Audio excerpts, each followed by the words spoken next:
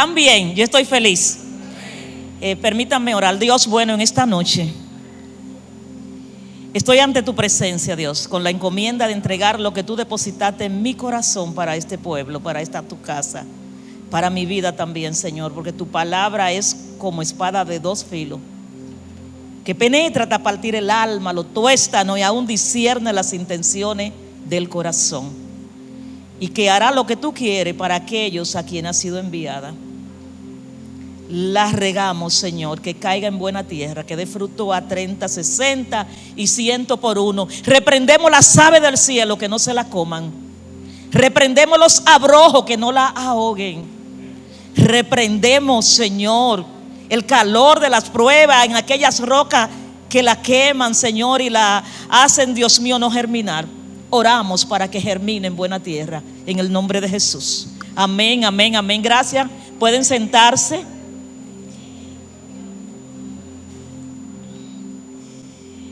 En esta noche, mientras estaba en la segunda alabanza, la banda cantando, el Señor me dio el tema de la prédica, porque me había dado todo. Y yo decía, Dios mío, ¿y cuál es el tema? Y en mi mente puse uno aquí. Cuando lo puse ahí sentada, me decía el Señor: deslindemos nuestras vidas. Y después oí a la pastora hablar de que somos propiedad deslindada. Voy a leer algunos versículos en el libro de Nehemías. Ese es el libro que vamos a usar, Nehemías. Si usted no lo ha leído, ¿cuántos han leído el libro de Nehemías? Mire, hay 4 personas que lo han leído. 4 lo han leído, incluyendo, ¿verdad?, los que aún son estudiantes y estudiaron teología. Nehemías, capítulo 1, voy a leer del 1 al 6, luego voy al 2, 17. Y dice la palabra de Dios así para nuestra edificación. Ustedes pueden estar así, cómodos, escuchando. Palabra de Nehemías, hijo de Acalía. Aconteció que en el mes de Kislev, en el año 20, estando yo en Susa, capital del reino, que vino Anani, uno de mis hermanos, con algunos varones de Judá, y les pregunté por los judíos que habían escapado y que se habían quedado de la cautividad, y por Jerusalén. Y me dijeron, escuchen el reporte: el remanente de lo que han quedado de la cautividad allí en la provincia están en gran mal y afrenta, y el muro de Jerusalén derribado, y sus puertas quemadas a fuego. Cuando oí estas palabras me senté y lloré, e hice duelo por algunos días, y ayuné y oré delante del Dios de los cielos, y dije: te ruego, oh Dios de los cielos, fuerte, grande, temible, que guarde el pacto y la misericordia a los que le aman y que guardan sus mandamientos. Esté ahora atento tu oído y abierto tus ojos para oír la oración de tu siervo, que hago ahora delante de ti este día y noche, y por los hijos de Israel, tus siervos, y confieso los pecados de los hijos de Israel que hemos cometido contra ti. Sí, yo y la casa de mi padre hemos pecado. Vamos al capítulo 2, versículo 17, y dice: y le dije pues,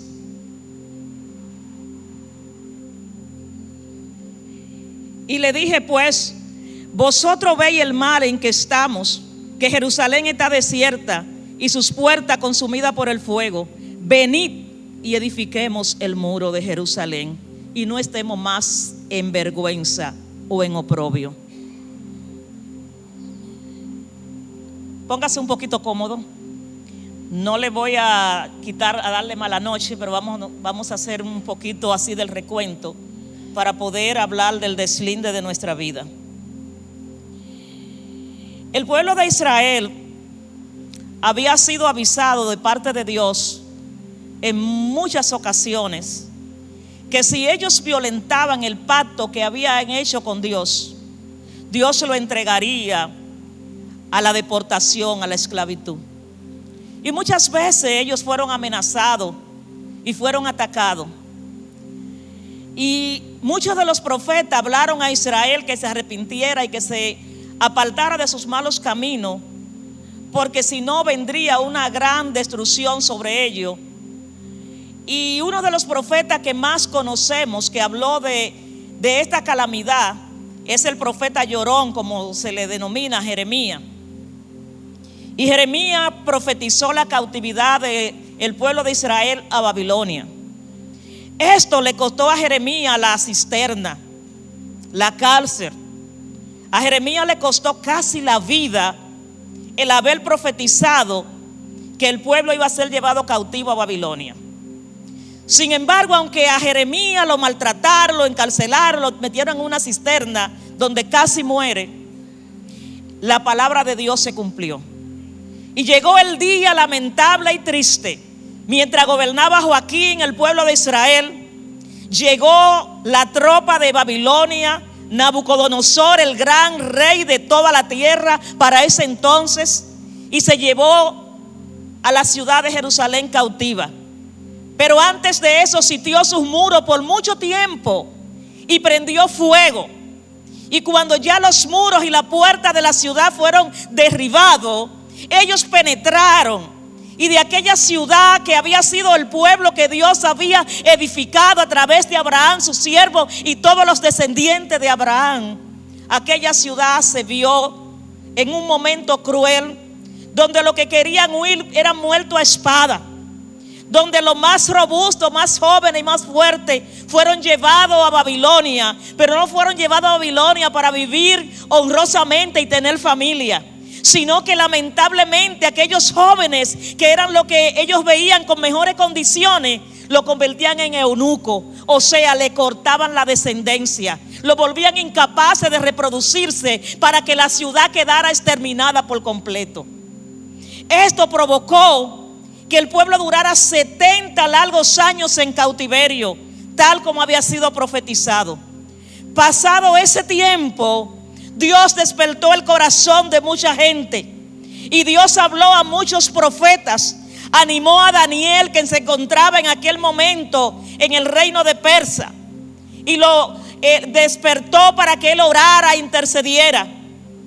En esta noche yo voy a estar compartiendo con ustedes parte de lo que fue el escenario que nos lleva al tema de esta noche. Resulta que Dios había preparado de antemano la libertad de su pueblo. Dijo que cuando ellos reconocieran su pecado y se arrepintieran, Él mandaría la liberación de ellos. Y es que Dios, aunque es fuego consumidor, es amor. Él ama y Él se duele del castigo. Y cuando se arrepiente el hombre, Dios lo mira. Pero cuando se arrepiente la nación, Dios se mueve y transforma los tiempos y hace que cambien aún los gobiernos y las leyes para atencionar a sus hijos.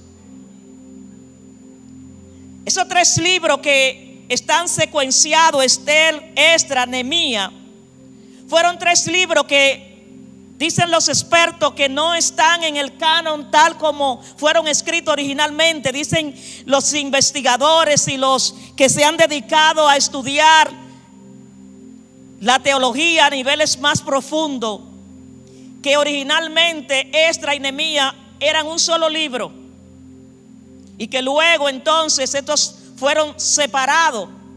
Y si usted lo busca en la Biblia va a encontrar que Esdras es primero y luego entonces Nehemías y Esther. Sin embargo, en el orden real de los eventos, Esther, que fue una joven que conocemos como aquella joven valiente que participó en un certamen de belleza, cuando Dios, en medio de todo lo que había sido el cambio estratégico de ficha para hacer mover y sacar a su pueblo de la cautividad, Él permitió que una reina que estaba en el palacio junto al asuero de ese momento, el Señor de la tierra de esa época, esta mujer Basti no respondió a un llamado, y eso hizo que estratégicamente el ajedrez de Dios se moviera y Dios diera un jaque mate y Estel entrara al palacio y se convirtiera en la reina del gobierno medo-persa. Eso permitió que se acomodara todo el escenario para que posteriormente, entonces, cuando en ese pueblo que quiso mantener cautivo al pueblo de Dios, más del tiempo que Dios había determinado, sabe que tu fecha de tu prueba tiene un límite. Sabe que el proceso por el que está pasando tiene un tiempo.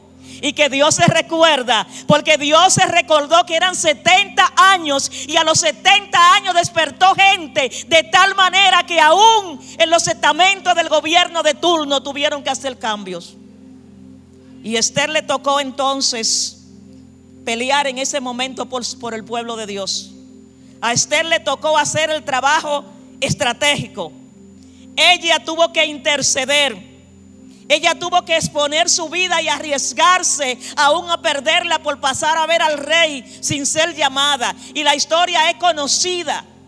El rey le extendió el cetro y Esther entonces le preparó varios banquetes hasta que el maligno Amán fue desenmascarado y el pueblo de Israel pudo defenderse en medio de la cautividad. Eso fue un escenario que Dios preparó, acomodando las fichas para luego poder sacar a su pueblo de la cautividad. La cautividad duró el tiempo que estaba estipulado que durara. En medio de ese gobierno, y a Dios se le ocurrió hacer que Isaías llamara el nombre del rey que iba a dar el edicto de que el pueblo saliera de la cautividad. Nabucodonosor sale de juego. El reino de Babilonia cae por tierra y se levantan los medos persas. Y Dios había dicho que Él llamaría a Darío su siervo para que libertara al pueblo, para que le diera permiso de irse. Y en ese momento preciso, yo me imagino que, y debo decirle que cuando hablamos de Jerje, Altaljerje, de Asuero, no estamos hablando de nombres. Estamos hablando de puesto político, de cargo,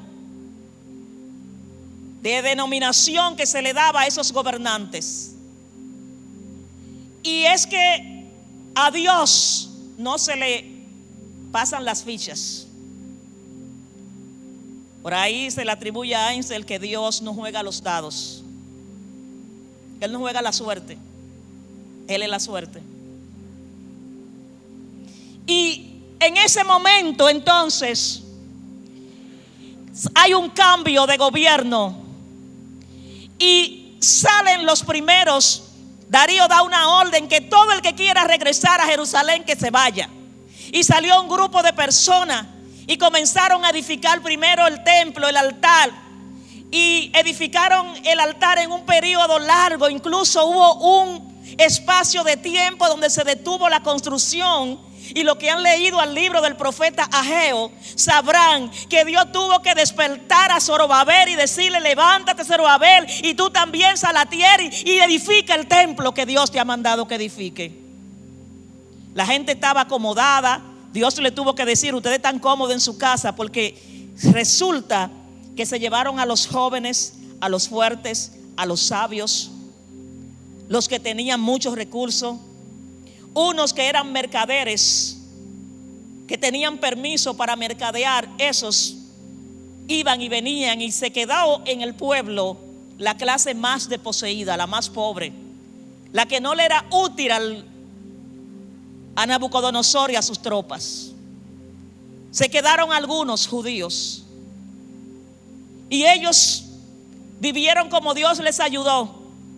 Comieron de lo que quedó quemado por el fuego, sobrevivieron y pasaron generaciones y ellos estuvieron ahí. Pero a nadie se le ocurrió reedificar la ciudad, sino hasta el momento en que Dios despierta el corazón de Darío y hace que inicie esa restauración. Para ese momento llegaron un grupo grande.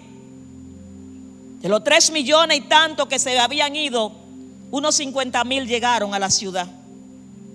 Y resulta que se trabajó y se paralizó la obra. Y pasaron unos años largos, probablemente 50 años.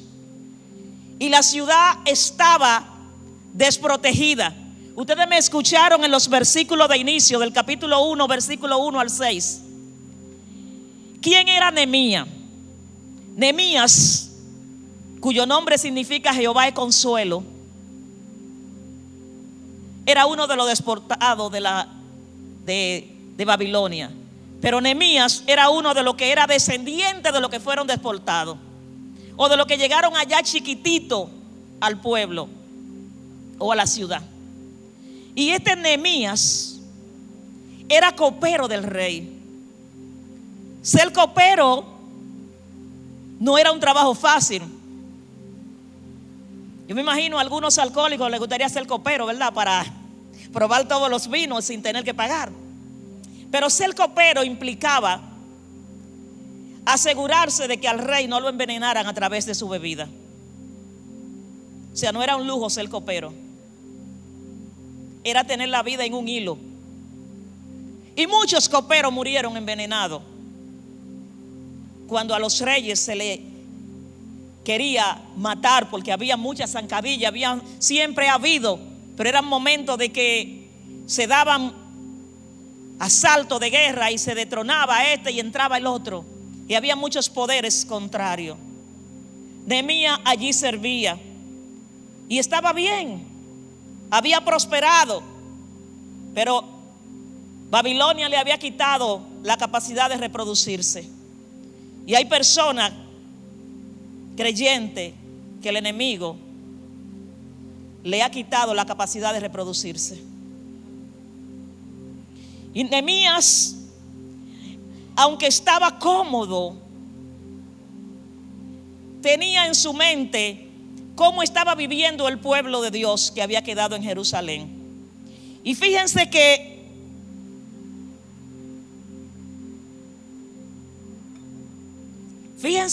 Nehemías pregunta a uno de sus hermanos y a un grupo que había venido desde Jerusalén. Cuando habla de uno de sus hermanos, probablemente era un paisano suyo, no necesariamente hermano de sangre. Y le pregunta cómo estaban los que habían quedado allí. Y esto nos habla de alguien que se preocupa por el bien del pueblo, por el bienestar de la casa de Dios, por el bienestar de los que conviven en la ciudad. Y en ese momento la Biblia nos dice que a él le dieron un reporte que no era nada halagüeño, no era nada bueno. Y lo que le dice el reporte es que lo que han quedado, el remanente que han quedado allá en la provincia, está en gran mal y afrenta. Fíjense que a veces estamos mal, pero no estamos en vergüenza. Es diferente. Podemos estar mal, no tenemos comida, no tenemos seguro médico, no tenemos con qué hacer lo que hacíamos de costumbre, pero no le estamos debiendo a nadie, no nos están sacando de la casa, no nos están cobrando, ¿verdad? No estamos en vergüenza. O no tenemos una situación de familia, de delito penal, dudosa, y no estamos en vergüenza. Pero ellos tenían dos golpes. Estaban en gran mal. ¿Y qué es en gran mal? Como diría alguien, en gran mal. Muy mal. Muy mal. Y estaban en afrenta, en vergüenza. Pero ¿cuál era el motivo de esa afrenta y ese gran mal? Había pasado el tiempo, habían ido a reconstruir la ciudad, el altar, el templo, pero había un gran problema. Y ahí viene el tema: deslindemos nuestra vida. Cuando nosotros compramos una propiedad, esa propiedad nosotros podemos hacer el trance legal de la compra, y muchas veces no nos las entregan deslindadas, como algunos, ¿verdad? Inmobiliarios que se encargan de hacer el deslinde y le entregan los títulos. Esa propiedad normalmente compramos un solar y tenemos que iniciar un proceso de deslinde con un profesional de la geomática, un agrimensor. Si me oye mi hermana hablando de agrimensores, me dirá: hermana, usted es psicóloga, no agrimensora. Los agrimensores son unos profesionales que se encargan precisamente de tirar la coordenada y decir por dónde van, el deslinde, los muros de eso, los puntos de ese terreno. Y eso propicia que un sistema todo, ¿verdad?, inmobiliario, toda una jurisdicción inmobiliaria, que precisamente queda cerca de acá, la de Higüey, tenga que hacer un proceso de supervisión y ver si es verdad que esa parcela está dentro de eso y que esos son los puntos y que eso es lo que tiene que ver con eso, que eso es suyo. Y si no, no le dan el deslinde, no le dan el número de su registro de parcela. Y usted no puede poner ahí nada, usted no puede ni siquiera echar una pared, porque eso no es suyo. Pero en ese proceso se pone, ¿verdad?, algo que indica que esa propiedad está siendo deslindada, para que si hay alguien que tiene interés en ella, aparezca a tiempo, y si no, calle para siempre. Entonces, el pueblo había cometido un grave error. Estaba preocupada por restaurar el altar, el templo y todo, pero no estaba cuidando su malla perimetral. No estaba cuidando lo que entraba y salía de dentro de ellos. Si bien era cierto que Nabucodonosor había incendiado la ciudad, había pasado suficiente tiempo para comenzar a levantar los muros, y aunque fuera ladrillo a ladrillo, en 70 años se habría reconstruido el muro. Nehemías entonces tiene un gran compromiso, y es aquí donde él hace uso del recurso que el cristiano tiene que hacer para deslindar su vida. Hace uso de la reflexión espiritual. Llora por la noticia que le dan, se duele de la condición del pueblo. ¿Cuántos se duelen de la iglesia? Se duelen de sus hermanos, se duelen de la ciudad. Eso no puede, casi no se dice amén. Nehemías le dolió. A Nehemías le dolió que el pueblo estaba en vergüenza y en gran mal, y eso lo llevó a orar y a ayunar. Pero mientras oraba y ayunaba, él hizo una oración importante que nos toca a nosotros hacer cuando vemos situaciones que creemos que somos ajenos a la misma. Porque a veces vemos situaciones, yo a veces veo gente hablando de la nación como si no vivieran en ella. Porque este país, ¿y usted de dónde es? Por eso mismo pasa con la iglesia. O sea, vemos la iglesia como un ente ajeno a nosotros, y nosotros somos la iglesia. Nosotros somos parte del cuerpo de Cristo. Y dice el apóstol Pablo que si el cuerpo tiene un dolor en algún órgano, el resto del cuerpo se duele. Amén. Entonces Nehemías oró, ayunó, reflexionó, pero hizo una oración de confesión. Pero Nehemías, perdón que dije Jeremías en algún momento, Nehemías no entró en un saco al pueblo y él se quedó fuera. Hello. Nehemías dijo: yo y mis padres hemos pecado, porque si nosotros somos una congregación y alguno de nosotros falla, ¿quién falló? La congregación, el pueblo. Nosotros todos nos toca pedir perdón, nos toca humillarnos, nos toca. Entonces él estuvo en ese periodo de oración y ayuno, y cuando el rey lo vio triste. Y esto era muy peligroso, porque si el rey lo veía triste, decía: aquí hay un problema, hay un maco. El rey tenía discernimiento y le dijo: mira, yo sé que tú estás triste, y no es porque hay veneno en el vino. Lo que tú tienes es aflicción de espíritu. Tú estás afligido. ¿Cuántos se han afligido alguna vez por un hermano, por alguien que ha sentido la necesidad de orar e interceder? Y entonces el rey le dijo: ¿qué es lo que te pasa? Y fue el momento propicio para Nehemías decirle al rey lo que pasaba. ¿Cómo no voy a estar triste si la casa de mi padre, el sepulcro donde están ellos allá, eso está deshecho, quemado por el fuego? Y viene la pregunta: ¿y qué tú quieres? Y el rey le dio todo lo que Nehemías necesitaba para ir a reconstruir los muros. Ahora bien, entremos en esto. Ya de preámbulo basta para que podamos terminar, ¿verdad?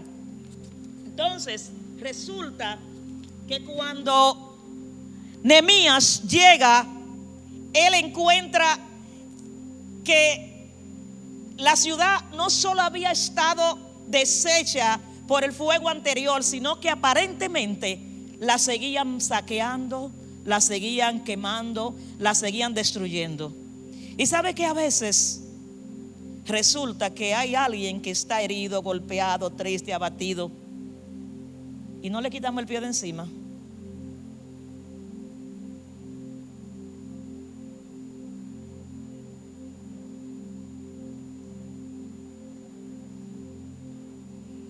Señor nos ayude. Y cuando él llega, hace una inspección, él llegó con toda una comitiva, y no tengo todo el tiempo para declararle todo esto de la comitiva, pero el rey lo equipó y le dio permiso para entrar, para los guardabosques, para comprar madera, para conseguir los materiales, le dio militares para que lo defendieran en el camino y todo esto. Y Nehemías llegó allá a la ciudad y solamente algunos hombres con él. El primer día que él llegó, él no dijo lo que estaba haciendo, sino que ese día él se encargó de supervisar qué estaba pasando. Y cuando esto sucede nada más y nada menos en la noche. Y hay espacio donde Nehemías pasa que ni siquiera puede penetrar. La Biblia nos dice que cuando los enemigos se enteraron que Nehemías había llegado y que tenía la intención de restaurar el muro, ellos se enojaron. Eso está en el 6:3. Y se levantaron unos enemigos que nosotros conocemos muy bien. Generalmente no sabemos los nombres: Tobías, Sanballat y Gesem el árabe. Esos tres personajes siempre se cuelan cuando en la iglesia se quiere hacer algo bueno. Y en ese momento, Sanballat, que había estado como gobernador de un grupo de samaritanos y personas enemigas de Israel que estaban en las afueras de la ciudad, se enteró y se propuso desenfocar a Nehemías. Y Nehemías, cuando escuchó que le dijeron que ellos querían hablar con él, le dijo: no tenemos nada que hablar. Yo no puedo descuidar la gran obra que estoy haciendo para ponerme a hablar con ustedes. Y Nehemías ordena entonces que las puertas del templo sean cerradas. Yo me imagino esas puertas quemadas, unos trozos quizá de madera grueso tratando de convertirse en puerta para que ellos por lo menos no fueran atacados y que alguien por lo menos tropezara con algo que parecía una puerta. Y mandó a cerrar la puerta, que solo la abrieran en el día y no en la noche. Y eso nos dice a nosotros de que tenemos que cerrar puertas. Que hay puertas que podemos nosotros evitar que estén abiertas para que el enemigo no se aproveche y destruya nuestras vidas. Y cuando esto sucedió, Nehemías entonces le declara al pueblo lo que van a hacer. Y ellos comenzaron y caminaron y llegaron a la puerta. Y es importante saber que las puertas son indispensables para entrar y salir. O sea, donde no hay puerta, nos quedamos dentro trancados o no hay seguridad. Las puertas, fíjense que son símbolo de seguridad. Las puertas tienen llavines y nos hacemos hasta puertas de cerrojos muy especiales, de tal manera que a nadie se le ocurra violentar nuestra puerta, porque las puertas son símbolo de seguridad. Pero el pueblo de Israel tenía el muro caído y las puertas rotas. Como muchas veces en nuestra vida están así, sin deslinde, sin cuidado, y los muros están caídos, las puertas están quemadas y no nos preocupa. Tienen que venir de fuera a decirnos que tenemos las puertas rotas. Bendito sea el nombre del Señor. Nehemías pone énfasis en la responsabilidad que tienen que asumir cada uno. Y en ese momento entonces él le dice: miren, esta ciudad hay que restaurarla, hay que recuperarla rápidamente, hay que hacer el muro. Tenemos una amenaza. Tobías, Sanballat y Gesem se han dispuesto a que no construyamos. Incluso los amenazaban y los ridiculizaban diciéndole: eso que hacen esos judíos, hasta una zorra, un hurón, una ardilla le pasa por ahí y lo derrumba. Eso es lo que el enemigo hace. Cuando tú te estás limpiando y te estás santificando, el enemigo dice: eso que él está haciendo, eso no va a servir para nada, porque de que llegue tal fecha ya se acabó. Y entonces Nehemías dijo, esto hay que reconstruirlo. Y yo debo decirle que lo que tardó 50 años para iniciarlo, Nehemías lo terminó en 52 días. En 52 días, un mes y 22 días. ¿Qué hizo? Estrategia. Dijo, esto hay que construirlo. Alguno hay que reconstruirlo y otro hay que hacerlo de nuevo. Porque donde las puertas estaban quemadas había que hacerla de nuevo. Y donde los muros estaban deshechos totalmente había que reconstruirlo.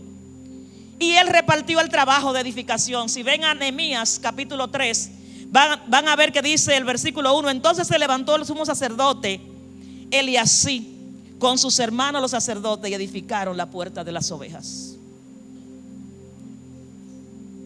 ¿Dónde están los sacerdotes de la casa? ¿Dónde están los sacerdotes de casa de restauración? Apareció uno allá atrás. 2. No es coincidencia que la puerta de las ovejas la reconstruyan los sacerdotes. Bueno, el muro tenía 10 puertas, posteriormente 12, pero yo voy a hablar de la 10 de la época de Nehemías, así rápido, corriendo, se lo prometo. La responsabilidad que Nehemías delegó sobre cada grupo es importante que como iglesia, como casa de restauración, identifiquemos cuál parte del muro y cuál puerta me toca a mí reconstruir. Yo estoy hablando de reconstrucción espiritual, de deslindar nuestras vidas, de edificar nuestros muros, de recomponernos como creyentes, de decidir que el enemigo no va a aprovecharse de nosotros. ¿Y saben qué significa estar sin muro? Ustedes se imaginan que este templo no tuviera esa malla perimetral que tiene alrededor. ¿Saben lo que pasaría? Que todo el que quisiera entraría y saldría al parqueo, entraría y saldría por donde quiera, porque entendería que tiene derecho, porque no hay límites. Y muchas veces nos pasa que no tenemos muro alrededor de nuestras vidas. ¿Y de qué muro hablamos? ¿Qué muro hace que mi vida sea resguardada como cristiano? La obediencia. La obediencia. Eso que a veces nos duele tanto hacer exactamente lo que tenemos que hacer porque nuestra carne quiere hacer otra cosa. Cuando tenemos que tirarnos a orar, que el Espíritu nos está inquietando que intercedamos y no queremos, estamos en desobediencia. Cuando tenemos que respaldar las actividades de nuestra congregación y no las respaldamos, estamos en desobediencia. Cuando no hacemos lo que dice la palabra que hagamos, estamos desobedeciendo. Y eso nos quita el muro. Eso es un muro de contención alrededor de la vida del creyente, la obediencia. Y cuando no hay obediencia, el muro está en el suelo. Y cuando se cae el muro de la verdad, cuando se cae el muro de la verdad, recuerden que la Biblia nos manda a hablar verdad cada uno con los demás. Y a veces se cae el muro de la verdad y entramos en una mentira, en un engaño, que nadie le está preguntando a usted qué usted estaba haciendo, y usted se pone a decir una serie de cosas que usted sabe que usted mismo no se la cree, pero que usted cree que está convenciendo al otro. Y si vamos a ver la armadura que el Señor nos manda a decir a través de Pablo en Efesios, el vestido es de la verdad. El vestido es de la verdad. Y el yermo es de la salvación. Y el apresto, el calzado, tiene que ver con predicar el evangelio. Y el arma que tenemos que tener para defendernos es la palabra. Y les sigo diciendo, para repeler los dardos está la fe. ¿Y cuántas de esas partes de la vestimenta, de la armadura, no se nos ha quitado, no se nos cayó hace tiempo, o nos pasa como el caballero de la armadura oxidada, que la armadura tiene tanto descuido que el hombre se olvidó que la llevaba y ya no le sirve de nada, pero no es capaz de poder experimentar la presencia de Dios porque está tan duro y tan encerrado en su propio criterio y mentalidad que ha dejado de oír a Dios, y cuando Dios quiere hablarle lo reprende.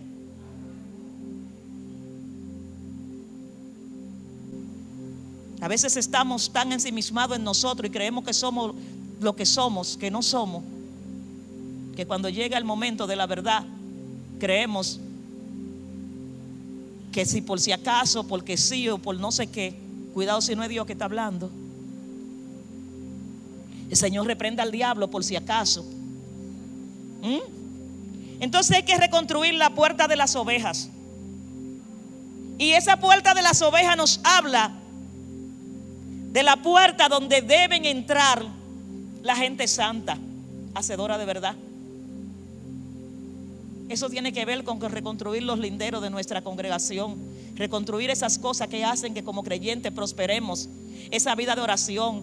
Pero parte del muro que no mencioné, que a veces está en el suelo, es la santidad. Y la santidad es amar lo que Dios ama y aborrecer lo que Dios aborrece. A veces creemos que santidad es un vestido largo, un pelo crudo, que ya las influencias lo tienen crudo y no son santas. Y creemos que santidad es porque ese es mi estilo y aquí no es así, y aquí no son santos porque yo lo hago así. Santidad es amar lo que Dios ama y odiar lo que Dios odia. Reconstruyamos esa puerta, la puerta de las ovejas. La puerta de las ovejas, dice el Señor Jesús: yo soy la puerta de las ovejas, que por mí entrare será salvo, y entrará, saldrá y hallará pasto. Nos falta reconstruir esa puerta. Jesucristo es la puerta. Él es el camino, la verdad y la vida. Había otra puerta, la 2, que era la puerta del pescado, y esa puerta la reconstruyeron un grupo de los hijos de Sena. Edificaron la puerta del pescado. Ellos la enmaderaron, la levantaron, le pusieron cerradura y sus cerrojos. A veces hay puertas pero no tienen cerraduras, y cualquiera la empuja y entra, y parece que estamos resguardados. La tercera puerta es la puerta vieja. Esa era una puerta que Nehemías mandó a que fuera reconstruida, y encargó para que esa puerta la reconstruyera un grupo que vivía alrededor. Y eso lo hizo Joiada, hijo de Pasea, Mesulán, hijo de Besodía, y ellos también la enmaderaron, la levantaron y le pusieron cerradura, porque esa puerta tampoco tenía cerrojo. ¿Y saben lo que pasa cuando esa puerta está rota? Que se nos olvida la senda antigua. Se nos olvida la senda antigua. Y el Señor nos dice a través de Jeremías: paraos en los caminos y preguntad por la senda antigua, cuál sea el camino del Señor, y caminar por ella. Pero ¿sabe qué? Ellos dijeron: no andaremos. Que no nos pase eso. Que por el contrario, nosotros entremos por sus puertas con alabanza, por sus atrios con acción de gracia. Había otra puerta que era la número 4, la puerta del valle, 3:13. Esa puerta Nehemías la había recorrido de noche y no pudo pasar por ahí, tuvo que irse alrededor del río. Y eso nos dice que los valles nos habla a nosotros de llanura, de humillarnos, de bajar. Y a veces esa puerta de la humildad está rota, y ese muro que hace que podamos nosotros ver a los demás como superiores a nosotros se cae. Y es el momento de reconstruir el muro de la humildad, el muro del valle. La puerta del muladar. La puerta del muladar es igual que decir la puerta del basurero. Esta puerta estaba rota, pero ¿qué pasaba por ahí? Se sacaba la basura de la ciudad. Por ahí se sacaban los desechos de los mercaderes. No la sacaban por donde entraba y circulaba la gente, sino por una puerta especial para limpiar la ciudad. ¿Y sabe qué? Si la puerta del basurero está cerrada, significa que la basura está en la casa. Cuando el camión de la basura no puede llevarse la basura, se queda ahí y se pone malolienta. Y cuando hiede mal, produce larvas que van a contaminar todo. Es necesario reconstruir la puerta del muladar. Es necesario comenzar a sacar la basura. Y a lo que les toca ese oficio parece difícil, pero hay que hacerlo. Hay que sacar la basura. Hay que remecer el trigo para que salga la paja. La puerta número 6 es la puerta de la fuente. Cuando se saca la basura y se elimina, se necesita agua para limpiar. Porque cuando sacamos la basura, lo puedo retratar así. Si usted sacó la basura del tanque, aún del zafacón de la cocina, y por alguna razón se vertió algo de lo que quedaba en la bolsa plástica, en ese zafacón, y usted no tiene agua para lavarlo, usted tiene la basura en la casa todavía. Y a veces sacamos la basura y no limpiamos. Y necesitamos no solo reconstruir esa puerta, la del muladar, la de sacar la basura, sino la puerta de la fuente, donde podemos ir a la fuente de agua viva que es Cristo Jesús. Y como la mujer samaritana decirle: dame del agua que salta para la vida eterna. Dame de esa agua para que yo no tenga que volver a buscar. A lo que Jesús le dijo: el agua que yo te doy será una fuente que salte para vida eterna. Y cuando bebemos de esa agua somos verdaderos adoradores, que adoramos en espíritu y en verdad. Me quedan 2 puertas y con eso termino. La puerta de las aguas. Fíjense que una es la fuente y la otra es el agua. Hay fuentes secas, hay fuentes sin agua. Yo tengo una fuentecita en la casa que hace mucho que no le echo agua. O sea que las fuentes necesitan agua. Y la puerta de las aguas tenía un sinónimo para el pueblo. Y esa puerta era la puerta que hacía que ellos pudieran recibir la palabra de Dios, que es el agua de vida que nos sacia, la que nos limpia y la que nos hace a nosotros poder abrevar, como dice el salmista, junto a corrientes de agua, que da su fruto a su tiempo y su hoja no cae. Pero está la puerta de los caballos. Y ustedes dirán: hermana, ¿y todas estas puertas? Sí, léala ahí en el libro de Nehemías capítulo 3. Cuando hablamos de caballo hablamos de fuerza. Una vez hemos reconstruido las puertas de las ovejas, la puerta del pescado, que tiene que ver con que usted sepa su labor evangelística, con que yo la sepa, la gran comisión que ir por todo el mundo y predicar el evangelio. Una vez limpiamos, una vez santificamos, necesitamos entonces poder ser fuerte y listo para la guerra. El caballo se alista para la guerra, pero Jehová es quien da la victoria. La puerta oriental era una de las puertas, la número 9, que nos habla de la venida de Cristo. La puerta del juicio, un día acudiremos ante el tribunal de Cristo. En esta noche yo quiero hacer una reflexión junto con ustedes. Hemos visto de la manera en que Nehemías llegó. Y no vino con un equipo de hombres estratégicos de obra pública y comunicación vial y decir: aquí vamos a hacer esto, sino que integró al pueblo. ¿Sabe por qué? Porque reconstruir la vida del creyente, reconstruir una iglesia, no es de un grupo, es de la comunidad del pueblo de Dios. Es de todos nosotros. Y Nehemías integró al pueblo completo. Hubieron algunos que se negaron, pero ¿sabe qué? Nehemías tuvo oposición, pero él permaneció firme. Y cuando los burlaban y le decían que no lo iba a lograr, él dijo: levantémonos y edifiquemos. Cuando Nehemías logró que se reconstruyera el muro, estaban enojados los enemigos. Y sabe que Sanbalá es sinónimo del enemigo de la justicia, el enemigo de tu vida. Que cuando tú quieres arreglarte con Dios, él se enoja y hace que el jefe te la ponga difícil, y hace que hasta tu familia te la ponga difícil, porque tú estás buscando acercarte a Dios, reconstruir tu vida, y Sanballat se opone a eso.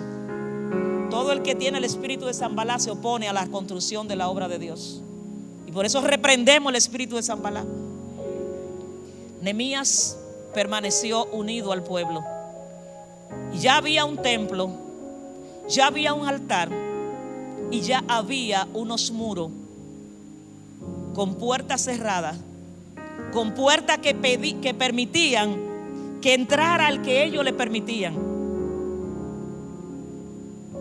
Cuando alguien toca su intercom o toca su puerta, su timbre o lo que usted tenga, usted le abre a quien usted quiera, ¿verdad? ¿Cuántas veces usted no mira y dice y no le dice no? Usted no dice nada, usted miró. Pero ¿sabe quién puede entrar? Quien tiene llave. ¿Sabe quién puede entrar? Quien tiene derecho. Y es tiempo de que pongamos límite a quien entra a nuestra vida. Es tiempo que pongamos muro alrededor de nosotros. Es el momento de que reconstruyamos nuestra vida espiritual y que le digamos al enemigo: tú no vas a entrar a mi casa como lo hacía antes. Basta ya. Y ahí llegó el momento especial, momento espectacular, donde entró un personaje llamado Esdras. Porque el pueblo de Dios necesita a los Nehemías que reconstruyen. Son líderes excelentes, están pendientes en todo el aspecto físico y de seguridad, pero se necesitan los hombres y mujeres espirituales que estén pendientes en la vida espiritual, en el fluir de Dios en el pueblo, en que la gente obedezca la palabra, en que la gente conozca a Dios, que no diga como Job: de oída le había oído. Porque hay mucha gente que, como Job, antes del proceso han oído de Dios. Han oído de Dios. Se han sentado muchas veces y han oído de Dios. Entonces es el momento, y yo quiero invitarle a que usted piense cuál puerta está rota en su vida. No se lo tiene que decir al que está al lado. ¿Cuál muro me toca reconstruir? ¿Qué aspecto de mi vida o de la vida del que está al lado mío hay que reconstruir? Si leemos detenidamente a Nehemías 3, va a ver que donde terminaba uno seguía el otro. Estaban trabajando en equipo, pero cada uno enfocado en algo. Pero algo importante que como pueblo no podemos olvidar: cuando Nehemías fue atacado, él trazó una estrategia nueva. Él dijo: el trabajo no se detiene, pero no nos vamos a ir todos a orar, sino que hay que orar y trabajar. Y decidió que lo que estaban edificando, en una mano tenían la espada y con otra mano ponían ladrillo. Es tiempo de que sepamos estar parado a la brecha, con la espada en la mano, pero orando, intercediendo, predicando, evangelizando. Probablemente a nosotros nos toca en este tiempo hacer como la época de Nehemías, tener las dos manos ocupadas. Padre, en esta noche, gracias. He entregado, Señor, la palabra que ha puesto en mi corazón. Esta no es una palabra que genera aplausos. Esta no es una palabra, Señor, que la gente quiere oír, pero es lo que necesitamos escuchar. Necesitamos edificar nuestros muros. Necesitamos edificar nuestros muros. Alguien póngate, rescataré por ahí. Necesitamos edificar nuestros muros. Aunque el pueblo estaba allí lejos, había pasado el tiempo y ellos creían que Dios se había olvidado. Dios no se había olvidado. Dios está pendiente de cómo tú estás. Pero Él quiere que tú te levantes, que tú te esfuerces, que tú te decidas a que el rescate que Él ha mandado por ti, la ayuda que ha mandado, tú te sumes para ayudar. Espíritu Santo, obra en esta casa. Te rescataré. Obra en esta casa. Obra en esta casa, Espíritu Santo. Obra en esta casa, Espíritu Santo. Haznos entender, Señor, que necesitamos reconstruir nuestras vidas, que necesitamos deslindar nuestras vidas, que necesitamos reconstruir el muro de la verdad, de la justicia, que necesitamos reconstruir el muro de la piedad, el muro de la obediencia, el muro de la santidad. Ayúdanos, Dios. Te necesitamos, Dios amado. Te necesitamos. Dios le bendiga a mis hermanos. Vamos a tener por acá a nuestra hermana Rudelania. Antes, ¿hay alguien, algún amigo en esta noche? Pónganse de pie, iglesia. Esta palabra parece para la iglesia, pero cuando tú no tienes a Cristo, tus muros están derribados. Tu vida está derribada. Y tú necesitas que el gran constructor que es Cristo Jesús te construya. Tú necesitas que el gran constructor te construya. En esta noche invitamos, si hay alguna vida que quiera ser reconstruida hoy, Cristo puede hacerlo. Y Él quiere hacerlo. Si hay alguien en esta noche que quiera aceptar a Cristo como Salvador, es el momento de decirle: aquí estoy.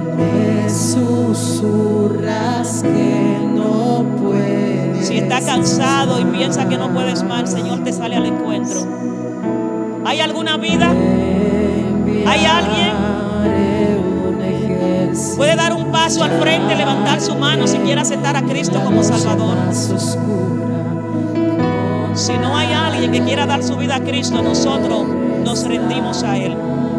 Nosotros nos rendimos a Él y le dedicamos todo lo que somos. Gracias, Señor.